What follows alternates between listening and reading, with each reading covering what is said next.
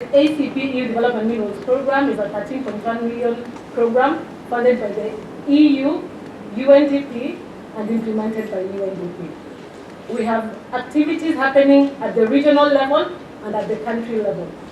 A lot of the activities at the regional level include regional trainings. We have return to work plans. We have knowledge sharing, South-to-South cooperation that was talked about here by Mr. Kwezak. At the country level, we have a number of activities that our country level colleagues, Richard and Ruth, will cover as we go forward. And so basically, that is just a global overview. Now, what minerals are we talking about?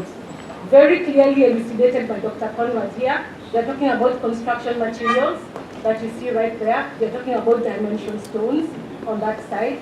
We have industrial minerals. More than half of the things in our houses are made from industrial minerals, basically, just so you know, as we elucidated. And we also have semi-precious stones. So those are what we are calling development minerals.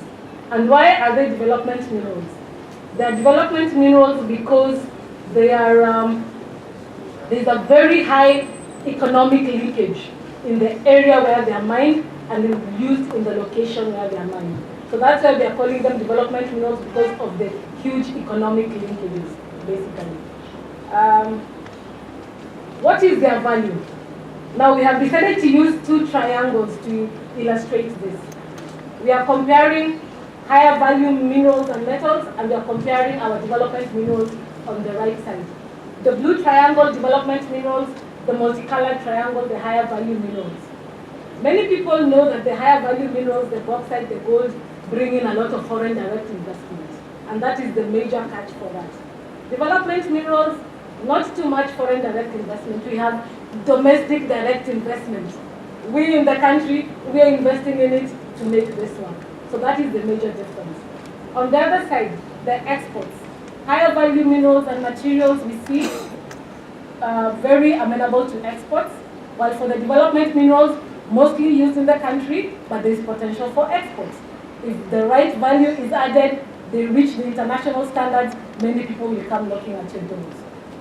In terms of government revenue contribution to GDP, we see the higher value minerals and materials normally get a lot of taxation, so the government gets a little money.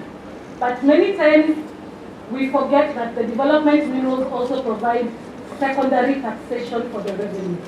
All the linked in industries and sectors, there is secondary taxation there. And if all this is collected, it could actually amount to what is gotten from the higher value minerals and materials.